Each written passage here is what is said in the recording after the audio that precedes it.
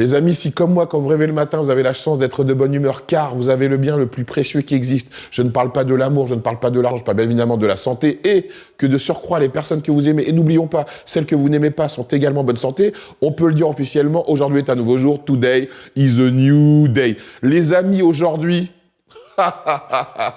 il n'y a qu'un endroit où on peut parler vrai, on peut poser ses couilles, c'est ses robes. Et aujourd'hui, encore une fois, je vais vous le prouver, j'ai la chance d'avoir avec moi l'une des personnes qui a été le plus influente dans notre milieu, tout simplement. On peut dire qu'il a été le Booba du fitness. Voilà, donc, sans plus attendre, je suis avec John Coffey de la Marvel Team. John, déjà, comment vas-tu? La première des choses que j'aimerais te poser. Je vais bien, en plus, quel honneur, cette présentation, et Booba, dommage que j'ai pas les millions. Ça peut arriver grâce à cette vidéo. Pas sûr. Donc je pense que dans cette vidéo, ce que j'aimerais que tu partages avec les gens, c'est ton parcours. Comment t'es passé de John à Marvel, le roi du drama. Donc comment t'as commencé sur YouTube? Roi du drama, tout de suite les grands mots. T'es qui? Il n'y a eu personne après toi, en tout cas. Donc comment ça a commencé? Ouais.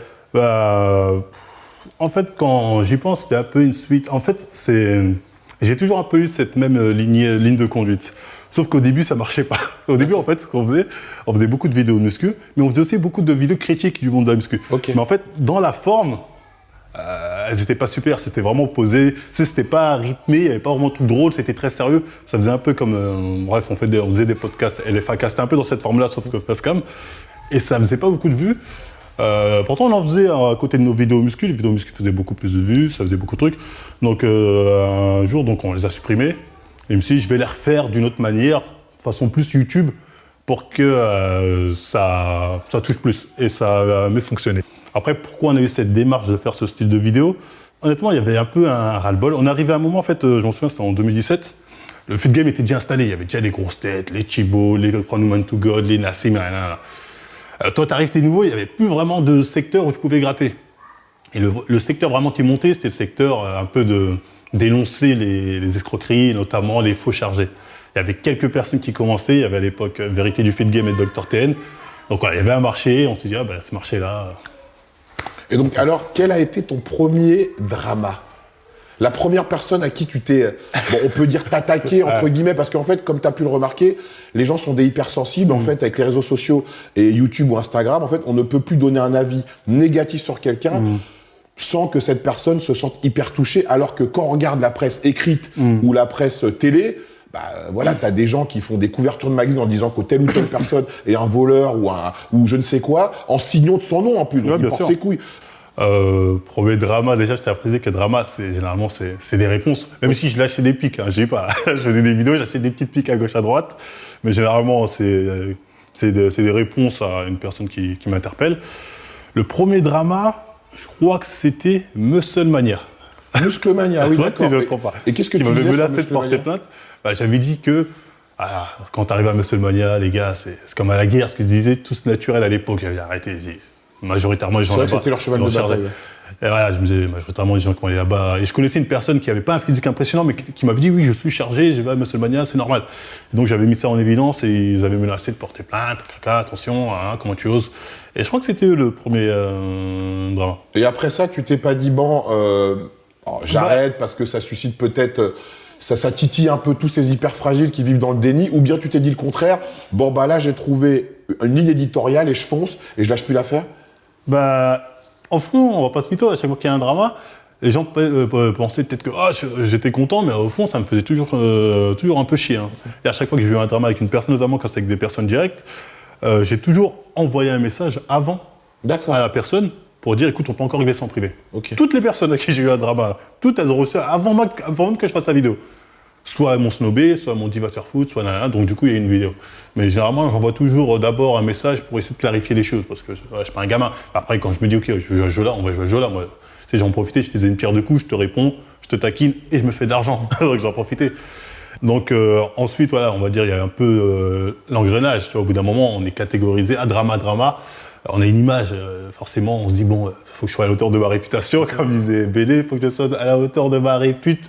Et voilà, après c'est un peu un engrenage, mais parfois il y avait aussi ce côté un peu fierté, c'est-à-dire personne n'aime se faire entre guillemets humilier sur les réseaux, donc moi c'était un peu, comme tu dis, c'était un peu un jeu à la Booba pour moi. C'est ok, tu veux Mais me est-ce que clasher, tu en avais conscience que, d'une certaine manière, tu pouvais humilier les gens, d'une certaine manière? Tu en avais conscience ou pas? Bah, humilier les gens, j'ai envie de dire, sur les réseaux, tout le monde se fait plus ou moins humilier. Hein, j'ai envie de dire, c'est le truc. Après, moi, mon but, ça n'a jamais été vraiment d'humilier.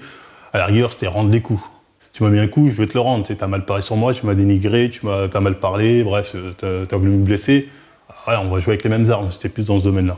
Mais est-ce que tu penses qu'à un moment, la communauté également, notre communauté, joue un jeu malsain parce que, bon, elle interagit avec ce qu'on met, elle nous signifie par des likes, par des vues que, en faisant ça, bah, ça marche mieux que ce qu'on faisait auparavant. On finit peut-être par perdre l'essence même de ce qu'on a fait, bah, le fitness par exemple, le sport, l'échange de techniques d'entraînement, de programmes, et qu'après on finit par s'enfermer dans un truc qui nous correspond pas vraiment en fait, non? Bah, en fait, si tu veux, moi, la première vidéo de la chaîne qui a vraiment pété, c'était une vidéo où je dénonçais déjà les trucs du fit game. C'était les vidéos fake way.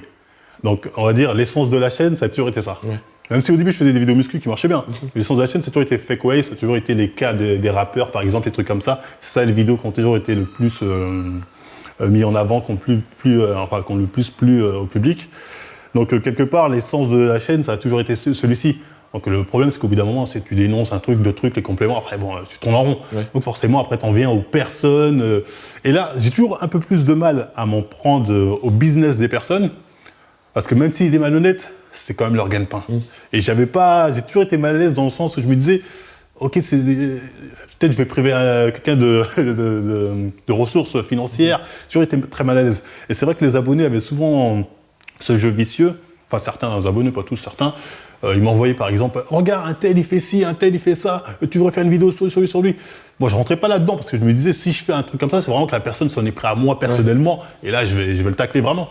Mais il y avait un peu on me prenait un peu pour un justicier qui venait défendre la veuve et l'orphelin. J'ai jamais été un justicier, c'est clair. J'ai dénoncé les trucs dans sa globalité. Quand je ciblais une personne, c'est vraiment qu'il y avait un conflit personnel avec la personne, sinon j'ai resté toujours d'une manière globale. Mais voilà, sinon, j'étais pas vraiment, j'étais pas vraiment dans un but d'un jeu malsain qui est toujours aller plus loin, de base. Et on peut dire que, comme j'ai dit dans mon intro, tu as été pour moi l'une des personnes les plus influentes dans le fitness parce que tu as créé des termes qui sont aujourd'hui utilisés pour qualifier quelqu'un de dopé, ce terme extraordinaire, chargé de bonne intention. On va dire que tu vois, comme Rof, avec le terme en mode, tu as créé en fait un champ lexical pour qualifier un groupe de personnes qui fait quelque chose qui n'est pas forcément bien pour la masse. Et tu as été la première personne qui a mis en exergue le fait que des personnes se disant naturelles était dopé, où tu as comparé également des physiques en disant que lui, il peut pas être naturel vu le physique qu'il a. Et tu es la première personne qui l'a fait. Et même moi, quand je me suis lancé un peu sur le même créneau, je me suis dit, je pouvais pas forcément faire pareil que toi. Donc, moi, j'ai préféré avoir un peu moins de couilles que toi, ne pas citer les gens, citer plutôt des Américains, parce que les hypersensibles, j'aurais pas eu autant de courage que toi. T'as cité des Français quand même. T'as cité des Français. Ouais, peut-être, mais je m'en rappelle plus. T'as taclé. Mais bon, en tout cas, voilà. Tu t'es rendu compte à un moment de ça, de l'impact que tu avais dans ce milieu? Bah, honnêtement, moi, je m'en suis rendu compte à partir du moment où des gens hors fitness utilisaient les termes comme chargé de communication, génétique golden. Ouais, génétique golden. Des trucs comme ça. Là, j'ai commencé à dire, ah ouais, en fait, ça touche plus au-dessus de la communauté de la muscu. Et là, tu commences à dire, ouais, putain, en fait, on dirait pas comme ça, mais les gens, ils regardent. J'ai même eu des rappeurs connus qui m'ont déjà dit, ouais, je regarde tes vidéos. Donc, c'est vrai que de par les thèmes de la chaîne, on avait cet avantage, c'est-à-dire on touchait pas seulement les go muscu, c'est des gens qu'on n'avait rien à péter de la muscu. Il y allait parce qu'on rajoutait ce côté humour justement, qui était justement là pour toucher un max de monde en fait. Pour vraiment que ça touche un max de monde. Et l'objectif à ce niveau-là, il a été atteint parce que vraiment, moi j'étais dans le divertissement avant tout. Il faut que ce soit divertissant. Je veux qu'un mec, même s'il n'est pas dans le domaine de la muscu, quand il y va, il s'y intéresse. Tout en essayant de garder un sujet de fond qui peut être intéressant. Et ce que tu disais que je trouve pas mal, c'est qu'à l'époque, quand on sortait nos vidéos, notamment sur le niveau dans le milieu de la muscu, on citait pas tellement blaze, mais on montrait les visages, ça c'est vrai. D'ailleurs, c'est pour ça que ça marchait, parce que les gens disaient ils sont pas hypocrites, ils montrent les visages des gens. Alors qu'à l'époque, il y avait quand même quelques chaînes comme Dr. T, VLT Fit Game qui le faisaient. On va dire, on était vraiment 3 petites chaînes qui montaient sur ce créneau-là, et on va dire, on était 7 qui a pris l'ascendant, on dit comme ça là-dessus. Et justement, les thèmes qu'on abordait, c'est que nous, on était beaucoup dans le domaine de l'analyse. On analysait le fit game un peu de loin. C'est-à-dire, on était un peu, ah ok, donc ça se passe comme ci, comme ça, comme ça, comme ça, le midi est déchargé comme ci, comme ça, comme ça. Et justement, quand tu as commencé à faire tes vidéos, on nous a beaucoup dit au début, ouais, il fait comme vous, il fait comme vous. Et moi, justement, j'étais plus dans, non, il fait pas comme nous. Il confirme à travers ses vidéos ce qu'on a dit, parce que lui, justement, il ramène, comme toi, t'es du milieu. T'es du milieu, donc tu connais les gens qui sont dedans. Et au final, tes vidéos ont confirmé nos théories. Dit, ouais, voilà. Ça, j'ai dit, les gens, des fois, ils essaient de nous mettre en opposition. Totalement, nous mettre en conflit même. Voilà, Totalement, exactement. totalement. Alors que moi, je disais, non, justement, on va dans le même chemin. Ouais. Ils confirment. Et moi, c'est ça que je trouvais pas mal dans tes vidéos, alors que les gens nous opposaient. Je disais, non, justement, nos vidéos vont bien en symbiose, je crois, on dit comme ça. Et du coup, bah, oui, c'est vrai qu'avec du recul, je me dis, citer des noms, enfin, je crois que dans les vidéos analyses, j'en citais pas tant que ça, mais parfois, peut-être, je montrais les visages. C'était pas forcément nécessaire, mais j'étais vraiment, encore une fois, dans une démarche de me dire, faut dire les choses franches, faut dire les choses. Et il y avait, faut bien le reconnaître aussi, tu vois, avec du recul, il y avait un peu, je vais pas dire un seum, mais il y avait un peu un truc du, ils mangent leur part de gâteau, ils donnent rien, et en plus, j'ai pas à être complaisant avec eux, en fait. Il y avait un peu ce truc-là, tu vois. Mais c'est vrai que du recul, je me dis, j'aurais plus dû peut-être me faire des alliés qui me les mettent à dos. Tu vois, moi, c'est ce que je dis, mais si j'avais percé au début de YouTube, parce qu'à la base, moi, YouTube, j'avais voulu commencer en 2012, mais bref, j'avais pas suivi. Je me dis, si j'avais commencé à cette époque, je ferais peut-être partie des pourris, certainement, que j'aurais mangé dans la gamelle. Oui, peut-être, moi également, oui, évidemment. Donc, moi, je vais rebondir sur ce que tu as dit. Donc, une partie de toi tu dénonçais des gens parce que tu avais un peu le seum de dire qu'eux, ils gagnent de l'argent alors que s'ils sont faux dans leur démarche. Exactement. Moi aussi, j'avais également le même sentiment que toi. C'est pour ça que j'ai abordé le même sujet d'une manière différente que toi. Mais à un moment, tu t'es pas dit, bon, quand même, ils mangent, comment moi, je vais pouvoir manger en critiquant des gens qui peuvent peut-être me fermer des portes dans le peu de marques qui existent et qui payent. Bah ouais, ça c'est le paradoxe. Parce qu'au bout d'un moment, tu vois que ta communauté, elle monte. Et tu te dis, bon, il serait temps de monétiser tout ça en dehors des vidéos YouTube. Parce qu'au début, les vidéos YouTube, c'est très tardivement vraiment que ça commence à rapporter de l'argent. Donc tu dis à travers les marques, à travers des collabs. Et forcément, vite, à cause de la ligne éditoriale de la chaîne, on s'est fait les gens ne voulaient pas trop s'associer avec nous. C'était vraiment, non, c'est mal vu. Ça parlait beaucoup, les gens avaient beaucoup d'appréhension sur ma personne, parce que j'étais exposé. À dire, sur les vidéos, on peut dire que je joue un personnage, dans le sens où je suis très taquin, mais en vrai, je suis pas méchant. C'est-à-dire, les gens avaient peut-être beaucoup d'appréhension, peut-être à cause du côté cité aussi, etc., etc. Mais la plupart des gens qui venaient me parler en vrai et avec qui on avait des discussions, ils pouvaient voir que j'étais quelqu'un d'assez cool. Et du coup, les gens étaient restés bloqués dans cette image de Marvel, attention, ils dénoncent, attention, c'est le mal, ou je sais pas quoi. C'est vrai que ça nous a fermé pas mal de portes et... après, le seul moyen de gagner sa vie, au bout d'un moment, je suis resté sur YouTube. Si YouTube ça paye, je vais rester là-dessus. Mais sauf que YouTube, c'est comme ça, ça monte, ça descend. Bon, aujourd'hui, ça paye plus du tout. Donc voilà. Mais est-ce que ça n'a pas exacerbé encore plus le seum que tu peux avoir sur certaines personnes de ce milieu ou le système en fait? Parce que toi, comme moi, on dénonce un système. Même si tu mettais en lumière les gros acteurs du système également pour étayer tes propos, ça n'a pas exacerbé encore plus un seum en toi par rapport à ça, le fait que tu puisses pas forcément gagner ta vie comme t'aimerais gagner, comme toutes les autres personnes, alors que tu avais une communauté limite plus grosse que certaines personnes que tu attaquais et qui, eux, on va dire, mentaient par rapport à ce qu'ils vendaient ou à ce qu'ils pouvaient promettre aux gens par rapport à leur vente. En fait, entre guillemets, le seum, entre guillemets, c'était pas vraiment par rapport à l'argent, c'était plus par rapport aux opportunités. C'est très bien que dans le YouTube game, entre guillemets, pour évoluer, il faut que les communautés s'assemblent faire des collabs pour s'agrandir, là, comme cette collab. Ouais, comme cette collab extraordinaire d'ailleurs, c'est un honneur, vraiment. Mais Marvel, c'est incroyable de t'avoir à côté de moi, vraiment. J'aide souvent les petites chaînes, ne t'inquiète pas. Donc, enfin bref. Et du coup, moi, c'est ce qui me faisait, j'allais dire un peu mal, mais dans le sens où, je sais pas, c'est plus le fait de me dire, c'était comme si en fait on n'existait pas. Il y a un moment où on grossissait, on savait qu'on prenait de l'impact, mais les gens ne nous citaient pas. C'était comme si on était des fantômes. Et il y avait des youtubeurs que je regardais depuis longtemps, que on va dire plus ou moins j'étais fan. Et tu t'attends à un petit coucou, j'aimerais bien un truc, ou bien même un petit, mais ça ne te calcule pas, ça fait comme si tu n'existais pas. Et ça, c'était plus ça qui était entre guillemets énervant que le côté de l'argent. Ouais, c'est plus vraiment ce côté-là qui. Oui, mais j'ai envie de te dire, qu'est-ce que tu t'attendais entre guillemets à quoi? Parce que en fait, le problème, c'est si tu veux faire des collabs avec des gens, En fait, le milieu, il est petit. Ça veut dire que des gens que t'attaques, même si tu veux faire une collab avec des gens que t'as pas attaqué, ils sont amis avec ces gens-là. Oui, c'est vrai, et ça. vu que tout le monde, tu vois, nous, on s'en fout de ça. Ouais, bien sûr. Mais il y en a, ils vont se dire, je vais pas faire une collab avec lui parce que le fait de me montrer avec lui, je pourrais peut-être plus collaborer avec machin. Alors que moi, il y a beaucoup de gens dans ce milieu, parce que moi, je parle un peu avec tout le monde, qui sont vraiment gros et qui me disent, tout le monde regarde tes vidéos. En fait, tu as juste à regarder tes scores sur YouTube et ta page Instagram que t'avais. Tu vois, t'avais quoi, 20 ou 30 000 et sur YouTube, tu faisais du minimum 200 000 vues. Ça veut dire que... Enfin, 100 000, généralement, un peu vrai. Ouais, mais tu faisais quand même beaucoup de vues. Donc ça veut dire que toi, tu étais une personne que tout le monde regardait. En fait, tu t'étais devenu un infréquentable, en fait. C'est ça qui était frustrant. C'est L'infréquentable. que je pouvais voir ceux qui regardaient les hommes sur YouTube, ça te dit à peu près, tu peux voir. Et ils me disaient, envoie un message. J'étais là, moi, j'aime bien tes vidéos aussi. Et pourquoi, justement, t'as pas essayé, toi, d'aller vers les gens en disant, bon, ben voilà, pourquoi t'as peut-être l'orgueil, non?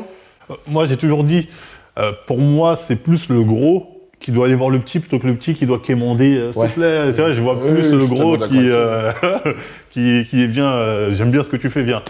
Attention, je dis pas, il y a des youtubeurs comme Double Dragon Workout, Manga Workout. Ils sont très très très cool, j'en passe le bon cool, c'est des gens très très bien. Très bien, qui eux, même dès le début... Au Marvel également. Au Marvel, à qui j'ai fait un feat, voilà. Au Marvel... H-Zod, bon, c'est la famille. H-Zod, oui, H-Zod, c'est ça. Sang, ah non, bien évidemment, il y a des youtubeurs qui ça s'est fait, attention. Mais voilà, il y en a d'autres avec qui, voilà... Un peu de... C'est dommage. Je me dis, c'est dommage.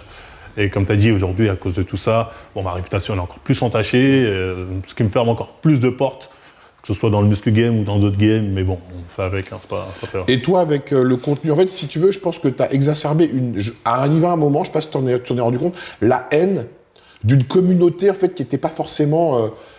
très fan de fitness, en fait, tu vois, et qui avait la haine de voir des physiques musclés, qui gagnent de l'argent, peut-être avec des jolies filles. Et en fait, grâce à toi, ils ont eu une raison de les détester, le fait qu'ils se chargent. Exactement. Moi, je l'ai vu, par exemple, avec certaines de mes vidéos, il y a des mecs qui me mettaient en commentaire « Quand Marvel va voir ça, t'es foutu, toi !» Mais beaucoup de commentaires comme ça, tu vois. Parce que moi, comme on en parlait, même quand on se parlait en off, et tu me disais « Non, mais moi, je suis pas leur daron, ils croient que, tu vois. » Et est-ce que tu crois pas que inconsciemment, t'as fait naître un truc? Non, mais très clairement, il y a des mecs qui se servaient de ce que je disais pour des combats personnels. Les gens étaient persuadés que j'avais une haine des mecs qui se dopent. Or que dans toutes mes vidéos, pas une seule fois, j'ai dit les mecs qui se dopent, vous êtes des enculés, je vous déteste. Je le dis, je dis attention, il y a des gens qui chargent, mais moi j'aime le bodybuilding. J'ai rien contre les mecs qui chargent, les gens font ce qu'ils veulent. Et les gens, je sais pas pourquoi, en regardant mes vidéos, se sont dit ah, il est comme moi, il a la haine des gens. Alors que moi je m'en bats les reins. Le mec qui veut se doper, dope-toi, c'est. Les gens font ce qu'ils veulent. Et c'est vrai qu'il y avait ces personnes-là qui avaient tendance à croire que j'étais là pour défendre leur combat personnel. C'est-à-dire que c'était un problème avec des gens qui chargent. Il faut te poser la question, pourquoi? Qu'est-ce qui te fait rien de mal? Il te fait rien de mal. Peut-être ça te frustre, peut-être physiquement tu n'évolues pas, donc tu te dis, ah, c'est à cause des gens comme lui qui me frustrent parce qu'ils ont des physiques parfaits. Mais il faut voir tout ça, il faut voir à travers sa propre évolution. Et justement, c'est ça que j'essaie de transmettre à travers mes vidéos.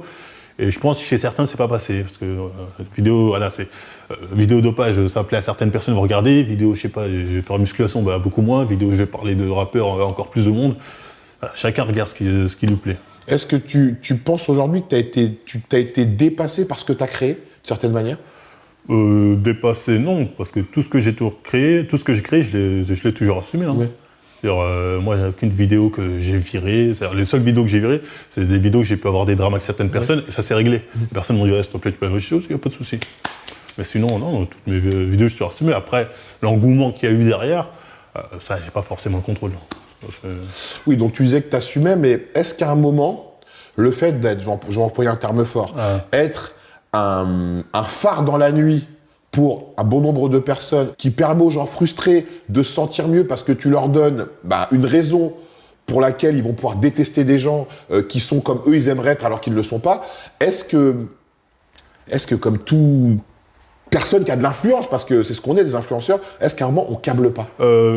Câbler dans quel sens du terme je dirais dans tous les sens. Est-ce qu'à un moment, on part pas, entre guillemets, en croisade contre un système, contre des gens peut-être personnellement, et parce qu'en fait on est entre guillemets incité par sa communauté, parce que tu es très actif sur Twitter, et que veut dire quand des gens te prennent comme fer de lance d'une sorte de rébellion, on va dire, tu vois, à un moment on se prend au jeu peut-être, non?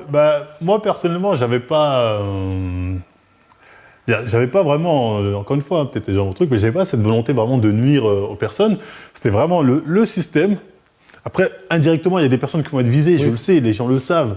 Donc, je citais des fois des noms quand les gens, je savais qu'il y avait un conflit personnel, ou bien que je me disais, bon, de toute façon, lui, tout le monde le sait, je vais le citer. Mais j'aimais faire de la critique. C'est-à-dire, faire de la critique, j'aime ça. C'est-à-dire, c'est pas quelque chose que je faisais pour faire au public. C'est-à-dire, j'aime bien analyser, essayer d'avoir une certaine réflexion. Ah, ok, donc ça, c'est parce que franchement, c'est un truc que j'aime faire. Donc, c'est pour ça que je faisais ça. Mais après, j'essayais de ne pas être dans la critique facile, gratuite, sans sens. Ça m'est arrivé de rentrer dans des débats qui ne me concernaient pas, par exemple sur le Haute-Pec, qu'il y avait le conflit entre Jean Roche et c'est incroyable. Mais moi, ça me faisait marrer. Ah, mais lui, il est très fort. Faut dire, la plupart des trucs que je les faisais vraiment parce que ça me faisait marrer. C'est-à-dire, avant tout, moi, je m'amusais. C'est-à-dire, je me disais, tiens, je m'amuse, je fais des vidéos, on rigole et je me fais de l'argent. C'était un tout pour moi. Tu penses que le fait que tu habites aussi loin, le fait que tu ne te confrontes pas aux gens que tu critiques ou tes abonnés, parce que toi, je pense que tu restes souvent dans ta vie, dans ta vie, donc des gens qui te connaissent et qui te connaissent hors YouTube, donc pour eux, t'es simplement John, hein, t'es pas quelqu'un de public. Donc est-ce que tu penses que ça te permettait également de prendre du recul et de pouvoir attaquer des gens sans te dire « Putain, je risque de le croiser à la salle ou croiser son pote » ou honnêtement, ça me permettait forcément de prendre le recul parce que j'avais toujours un pied à terre. Pendant que d'autres, justement, je pense qu'en fait, on se trompe de débat. Le problème, c'est que moi, j'avais quand même un pied à terre, alors que les gens restent trop dans le monde des réseaux. Ouais. Et c'est un monde, une fois que tu es plongé dedans, tu te perds. Ça. Tu penses que c'est la réalité, tu as vraiment 1 million de followers qui peuvent te suivre dans la rue. Alors, c'est faux. Je le dis parce que j'ai eu des moments comme ça. J'ai eu des moments où j'étais trop dedans. Je sentais que, faut que je me calme. Donc, je reculais un peu, j'étais un peu plus terre à terre. Et justement, c'est ce qui te permet de garder un certain équilibre. Parce que les réseaux, les gens qui ne vivent que par ça, qui sont là, les réseaux, non, moi, c'est les réseaux, c'est pas vie. Franchement, ils font de la peine. Hein, parce que Avec le recul aujourd'hui, si c'était à refaire, est-ce que tu ferais les choses de la même manière ou différemment ? La seule chose vraiment que j'aurais fait différemment, c'est plus du côté professionnalisme, monétisation. C'est-à-dire, j'aurais pas juste misé sur YouTube. J'aurais misé vraiment sur les marques de compléments, j'aurais cherché des contrats, les featuring intéressants, vraiment développement de la chaîne, mais dans le sens de rentabilité. J'étais plus dans le domaine amusement. C'est bon, ça paye assez YouTube, ça suffit. Aujourd'hui, je vois que non, j'aurais dû miser sérieusement. Et YouTube, ça te rapportait combien ? Est-ce qu'on peut le dire à l'époque ? Oui, je l'ai déjà dit en vidéo. À l'époque, je pouvais monter à 3 000 €. C'est beau. 2005, 3 000 € par mois. C'est beau. Mais c'est que début 2020, ça a commencé à payer. Au début, c'est galère. Mais ça a commencé à payer. Mais c'était très, très bien. J'étais très content. On peut dire que toi, t'es allé au bout du truc. T'es allé au bout de tes convictions, t'es allé au bout de tes idées, contre vents et marées, quitte à en subir les conséquences. Est-ce que tu penses que quand on a le nom, on prend le sobriquet d'un super-héros, est-ce qu'à un moment, on est obligé par des actes prouver qu'on est un super-héros par rapport à ce qui peut nous arriver ? Je pense pas si c'est rapport au nom, parce que je me serais appelé, à la base, je sais pas, John Coffey tout court. J'aurais agi de la même manière. C'est-à-dire, j'étais pas vraiment en train de me dire faut que je défends l'honneur de Hachen. Quand j'avais mon honneur à défendre, c'était mon honneur personnel. C'était moi en tant que personne. C'est pas John Coffey, c'était pas Moral Fitness, non, c'était moi-même. Sinon, non, je faisais pas les trucs pour... Même si des fois, c'est vrai qu'on se dit, il y a la pression du public, les gens nous attendent, il faut être là. ça arrive, ça arrive. Mais non, la plupart du temps, je restais vraiment moi-même. Ce que je faisais, je le faisais avant tout pour moi. Et cet adage qui dit « ce qui ne tue pas rend plus fort », est-ce qu'on peut dire que c'est vrai par rapport à ton parcours actuel ? Très clairement. Il faut toujours essayer de voir le positif même dans le négatif. Hein. C'est-à-dire, vous êtes dans des situations des fois qui ne sont pas faciles, vous dire c'est pas grave, qu'est-ce que je peux faire qui me sera bénéfique pour moi ? Moi, c'est comme ça que j'ai pensé dans les moments les plus difficiles. Et même aujourd'hui, je vois que je suis un peu, les marques ne veulent pas de moi, YouTube me démonétise, Twitch, ça peut venir, c'est pas grave. C'est-à-dire, j'ai quand même un socle, une communauté, comme vous avez dit, qui me soutiennent, qui m'ont soutenu lors des moments difficiles. Et je sais qu'avec cette communauté, je peux faire quelque chose. C'est-à-dire, même si au final je suis boycott de partout, de Twitch, de je sais pas quoi, ok, c'est pas grave. Et je vais créer quelque chose qui me sera bénéfique. Et en tout cas, je vais essayer de le créer. Est-ce que maintenant, avec le recul de ce qui t'est arrivé, est-ce que tu te dis qu'il vaut mieux tendre l'autre joue plutôt que rendre coup par coup ? Ça, c'est une question que je me pose souvent. Comme j'ai dit, moi, en ce moment, je tends l'autre joue, mais parce que j'ai pas trop le choix. Ouais. Donc, mais si tu avais le choix ma joue, elle prend cher. Ouais. J'avais le choix, je serais resté comme André. C'est-à-dire, non, si tu me mets un coup, je le rends. On va se mentir. Je ne vais pas prendre des coups. Mais je serais moins... Tu t'abandonnerais peut-être insistant. Non, je serais peut-être moins insistant. Ou peut-être même... C'est à l'époque, comme j'ai dit, il y a plein de gens qui venaient entre guillemets, me clasher. Des gens même pas connus, des gens, c'est des personnes. Mais je savais qu'au final, ils voulaient juste que je parle d'eux. Ouais. Et je leur donnais cette lumière, mais parce que je m'en foutais. Je faisais, vas-y, ok, je vais te répondre à toi, je vais te répondre. Tu vois, parce que pour moi, c'était amusant. Je veux dire, j'ai eu des dramas avec, comment il s'appelle, avec plusieurs personnes. Marvin, ça s'est réglé. Le médecin bodybuilder, comment il s'appelle? Ah oui, Alexandre Nata, c'est mon pote en plus. Alexandre Nata, il est très gentil. Il est super adorable. Mais je veux dire, c'est en plus, Alexandre, quand il répond, il fait une réponse de ouf. Et tu sais qu'il m'a dit, quand il répond, mais ça lui prend 3 plombs pour répondre. Hein. Je lui dis, t'es sérieux? Ah oui, il me dit, ça lui prend 3 plombs pour faire une vidéo de 2 minutes. Hein. Alors que moi, je pose la cam et j'y vais, tu vois. Moi aussi, pareil. Les vidéos drama, tu vois, il n'y a rien qui est préparé. Et Alexandre Nata, voilà, il y a eu ce petit truc, mais je lui envoie un message tout de suite après. Je lui dis, Alexandre, oui, mais tu sais très bien que. Ah là, c'est le jeu. Et encore une fois, grâce à cette réponse d'Alexandre Nataf, il y a un truc classique qui est rentré. Quel est ton palmarès? Tu parles du body et tout, mais quelle est ton expérience là-dedans, ton expérience personnelle, hein? Parce que sur ta page Instagram, je vois qu'il y a marqué athlète. Les athlètes, je veux dire, quel est ton palmarès? Quelles sont les compétitions auxquelles tu as participé? Je veux dire, quels sont tes diplômes? Quels sont tes titres, hein? Mais quel est ton palmarès? Ça ressorti du lot. Et après, c'est toi qui t'en es servi en plus. Bien sûr, au final. C'est incroyable. Finalement, on sert des trucs comme ça. Quel est ton palmarès? Et exactement, voilà, pour te dire que voilà, j'ai pas de. C'est quand je rends coup pour coup, les trucs comme ça, pour moi, c'est marrant. Ouais. C'est-à-dire, j'ai pas de haine envers la personne. Mais il est vrai qu'aujourd'hui, il y a des gens qui ont dit des trucs vraiment qui m'ont blessé. J'aurais peut-être répondu, on va dire, à peu près du même niveau. Mais voilà, je le fais pas. Mais je me dis que c'est un mal pour un bien. Quelque part, ça me permet de ne pas rester focus là-dessus, de passer à autre chose. Parce qu'au final, tu réponds, je te réponds, on n'en finit pas. Donc quelque part, c'est pas grave de parler. Moi, je vais continuer à avancer dans mes projets. Et c'est un mal pour un bien, comme je dis. Est-ce que tu penses, quand je prends ce qui est arrivé entre Booba et Karis, le fait de s'insulter à longueur de journée, par raison interposée, et que à un moment, quand les gens finissent par se confronter, est-ce que toi, tu penses que tu aurais pu arriver à ce genre de débordement face à certaines personnes? Ça, c'est une question qu'on m'avait posée quand j'étais en garde à vue. Un policier m'a dit franchement, vos vidéos, elles sont bien, mais à force de parler des PNL, je sais pas quoi, vous n'avez pas peur qu'un jour ça fasse une Booba Karis, c'est comme ça? Moi, j'ai toujours dit non, parce que moi, je voyais pas vraiment la méchanceté dans mes vidéos. Je voyais pas vraiment la méchanceté. Après, c'est vrai que parfois, on peut avoir des mots qui, pour nous, peuvent être amusants, qui peuvent blesser certaines personnes. Certaines personnes, par orgueil, peuvent se dire « Ah non, moi, t'as osé dire ça sur moi, tu vas voir ». Et je pense que là, c'est un travail au niveau des influenceurs. C'est-à-dire, je dis ça, mais attention, au début, sur les réseaux, j'étais comme ça. Je le prenais à cœur. Hein. Dès que j'avais une petite critique, ça, genre, c'était limite « Oh putain, on va venir en bécane », tu vu tout ça. Quand je commençais au début de la chaîne, on était un peu en mode gangs. Avec le temps, je me dis, en fait, en tant qu'influenceur, on s'est nous-mêmes exposés à ça. On s'est mis en avant là-dessus, on vit de ça. Donc on ne peut pas se plaindre du revers de la médaille. On ne peut pas se dire, on prend que le positif et le négatif, on n'en veut pas. Donc ça fait partie du jeu. Tant qu'il n'y a pas vraiment de manque de respect ou d'un truc vraiment énorme, franchement, il faut prendre ça à la rigolade. Moi, j'ai vu certaines personnes qui font des vidéos sur moi, des fois, ça fait marrer. Tant que c'est pas méchant, tant que c'est pas gratuit, je prends, surtout quand c'est de la critique constructive. À la rigueur, je réponds sur l'argumentaire. Par exemple, tu prends avec Jean Honche, le drama qu'on a eu, je veux dire... Ah oui, c'était avec Jean Honche. Avec Jean Honche, c'était quelqu'un. Oui, en plus, Jean Honche, quand il prépare une vidéo, il va te faire un truc ficelé aux petits oignons. Hein. Exactement. Donc, mais Jean Honche, il faut savoir que 2 heures après, on s'est appelé au téléphone. J'étais mordant, je me dis, putain, la vanne que tu m'as sortie, ça mais justement, pourquoi vous faites, dans ces cas-là, vous faites pas une... Parce que tu as bien compris que ta communauté, et la sienne certainement, prennent ça au sérieux. Pourquoi dans ces cas, vous faites pas même un podcast ou un Skype, vous expliquez aux gens, bon, bah, il y a la réalité, il y a la fiction, on s'est parlé, bon voilà, on va au-delà des critiques qu'on peut avoir, et ça va être constructif. Oui, on aurait pu le faire, un truc comme ça. Bon, après, le problème, c'est que, honnêtement, entre nous, c'était réglé, il n'y avait plus de soucis, mais on continuait de se titiller, et c'était bon enfant. Personnellement, moi, je le prenais dans le sens bon enfant, et lui aussi.